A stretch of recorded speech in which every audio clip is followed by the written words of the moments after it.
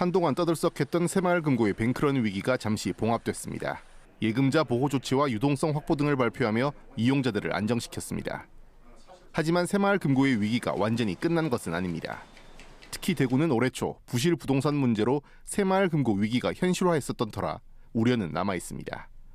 대구 새마을금고 과연 안전한지 가치경제에서 알아봤습니다. 현재 정부에서 특별검사나 점검 대상으로 꼽은 새마을금고는 전국 1,297곳 가운데 100곳입니다. 30곳은 특별검사, 70곳은 점검 대상입니다. 시장 안정이 우선이라서 특별검사하고 특별점검을 순위를 했거든요. 연체율과 연체액, 그걸로 저희들이 라인업을 했다고 그렇게 보시면 될 것 같아요.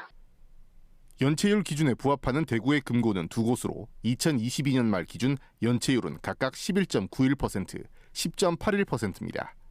하지만 새마을금고 중앙회는 시장 안정화 등을 이유로 구체적인 금고 이름은 공개하지 않는다고 밝혔습니다.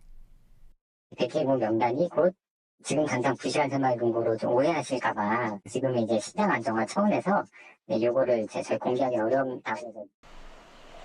그렇다면 대구의 102개 금고 가운데 건전성이 좋지 못한 곳은 연체율이 높은 2지점뿐일까? 금융기관의 건전성을 확인하는 지표 가운데 가장 대표적인 것은 위험 가중자산 대비 자기자본 비율입니다. 국제결제은행 산하 바젤은행감독위원회는 금융규제의 일환으로 위험 가중자산 대비 자기자본 비율을 8% 이상으로 유지하도록 합니다. 새마을금고는 시중 금융기관과 같은 규제를 받고 있진 않지만 건전성을 판단하는 지표로는 사용할 수 있습니다. 대구 새마을금고의 경우 23곳이 이 기준에 미치지 못하고 있습니다. 판단 기준은 또 있습니다.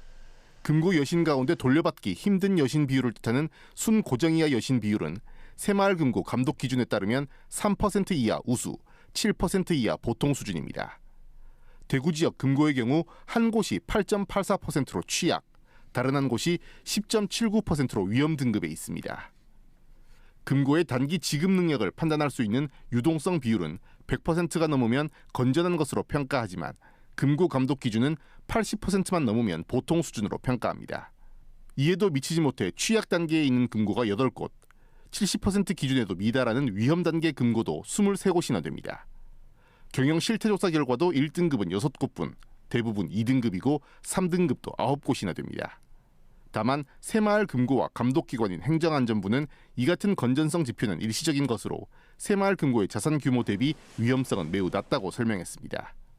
한국은행도 새마을금고 자산을 담보로 유동성 공급이 가능하다며 불필요한 우려를 차단했습니다.